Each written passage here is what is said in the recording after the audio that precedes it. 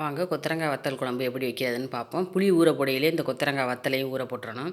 ஊற போட்டால் தான் இப்போ நல்லா ஊறும். இது நீளமாக இருக்குதுன்னு நினச்சிங்கன்னா ஒடிச்சு போட்டுக்கலாம்.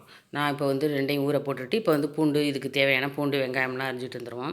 சின்ன வெங்காயம் நல்ல ஒரு கைப்பிடி வச்சுக்கணும். இது நான் 2 தக்காளி, ஒரு கைப்பிடி சின்ன வெங்காயம், ஒரு கைப்பிடி வந்து பூண்டு, இது வந்து வெள்ளரிக்காய் ஜூஸு, இஞ்சி, மிளகு, லெமனு, உப்பு எல்லாம் போட்டு வெள்ளரிக்காய் எல்லாம் போட்டு அடித்து குடித்தோன்னா ரொம்ப நல்லாயிருக்கும்.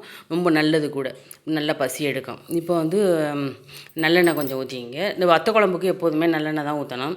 இப்போ கடுகு உளுந்தம் பருப்பு போட்டுக்கிட்டு இது நல்லா கடுகு நல்லா வெடிக்கணும். வெடித்த பிறகு நம்ம வந்து இந்த நல்ல ஒரு கைப்பிடி பூண்டும் ஒரு கைப்பிடி சின்ன வெங்காயமும் வச்சுக்கணும். அப்போ தான் நல்லாயிருக்கும். அது நல்லா போட்டு வதக்கிட்டு பெருங்காயம் போட்டுக்கிட்டு இது நல்லா வதங்கட்டும். நல்லா பூண்டு நல்லா வதங்கட்டும். 2 தக்காளி வந்து அடித்து போட்டாலும் சரி, அப்படியே போட்டாலும் சரி, போட்டு நல்லா வதக்கிக்கிட்டு இப்போ இந்த ஊற வச்சுருக்கோம்ல கொத்தரங்காய் வத்தலை, அதையும் போட்டு நல்லா இதில் வதக்கிக்கணும். இந்த வத்த குழம்பு ரொம்ப சூப்பராக இருக்கும். இப்போ வந்து இது புளி வந்து கரைச்சி தனியாக வச்சுக்கிட்டு இப்போ இதை நல்லா கொஞ்சம் நேரம் வதங்கின பிறகு இப்போ 2 ஸ்பூன் மிளகாத்தூள். இது மிளகாத்தூள் ரொம்ப காரம், அதனால் நான் 2 ஸ்பூன் போடுறேன். 4 ஸ்பூன் வந்து குழம்பு மசாலாத்தூள் போட்டு இந்த எண்ணெயிலே போட்டு நல்லா வதக்கிட்டு இந்த புளி கரைச்சி வச்சுருக்கோம்ல அந்த தண்ணி எடுத்து ஊற்றிட்டு இதுக்கு நல்லா கலக்கி விட்டுட்டு இதுக்கு தேவையான உப்பு போட்டு நல்லா கொதிக்க விட்டுறணும். கல் உப்பு போட்டு நல்லா மூடி வச்சிட வேண்டியதான். அது கொதிச்சுக்கிட்டு இருக்கட்டும். அதுக்குள்ளேயும் நம்ம வந்து வத்த குழம்புக்கு எப்போதுமே வந்து உருளைக்கிழங்கு போட்டோம்னா ரொம்ப நல்லாயிருக்கும். நான் 4, 5 உருளைக்கிழங்கு வந்து தோல் சீவிட்டு கட்டமாக அரிஞ்சு போடுவேன் நான்.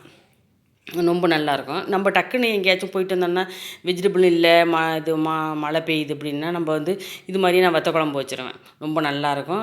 அந்த மழைக்கும் அந்த சுட சுட சாப்பாட்டுக்கும் ரொம்ப சூப்பராக இருக்கும். இப்போ பாருங்கள், இந்த கொத்தரங்காய் வத்தல் வந்து கடையில் வாங்குறத விட நம்ம போட்டு வச்சுருக்கோம்ல, அது ரொம்ப சூப்பராக இருக்கும். இப்போ இந்த உருளைக்கிழங்கு வந்து தோல் சீவிட்டு நல்லா க்யூபாக கட் பண்ணி போட்டுருங்க. இது நல்லா வேகட்டும்.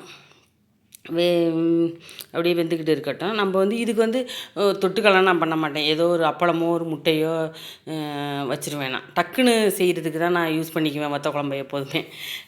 இது வந்து இப்போ நல்லா இந்த உருளைக்கிழங்கு நல்லா வேகட்டும். அப்படியே மூடி வச்சிடலாம்.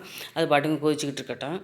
இப்போ வந்து வத்த குழம்பு ரெடி ஆயிடுச்சு. இப்போ லாஸ்ட்டில் வந்து ஒரு 2 ஸ்பூன் நல்லெண்ணெய் ஊற்றி அப்படியே சிம்மில் வச்சிடலாம். அது நல்லா எண்ணெய் பிரிஞ்சு வரும். இப்போ பாருங்கள், நான் இதுக்கு முட்டை தான் வச்சுருக்கேன். இது அப்பளமும் வச்சுக்கலாம், ரொம்ப நல்லாயிருக்கும். இப்போ வந்து சுட சுட சாதத்தில் வந்து மழையெல்லாம் பெஞ்சிக்கிட்டு இருக்கையிலலாம் இது சாப்பிட்டோன்னு வச்சுங்களேன், ரொம்ப சூப்பராக இருக்கும். இது ஸ்கூலுக்கும் கொடுத்து விடலாம். நம்ம ஒரு இது கலந்துட்டு கொடுத்தாலும் கொடுக்கலாம். அப்படியே நம்ம ஒரு சின்ன ஒரு டப்பாவில் ஊற்றி கொடுத்தாலும் அது ஊற்றி சாப்பிட்றதுக்கு ரொம்ப நல்லாயிருக்கும். வாங்க சாப்பிட்லாம். சுவையான கொத்தரங்காய் வத்தல் குழம்பு ரெடி. வாங்க சாப்பிட்லாம்.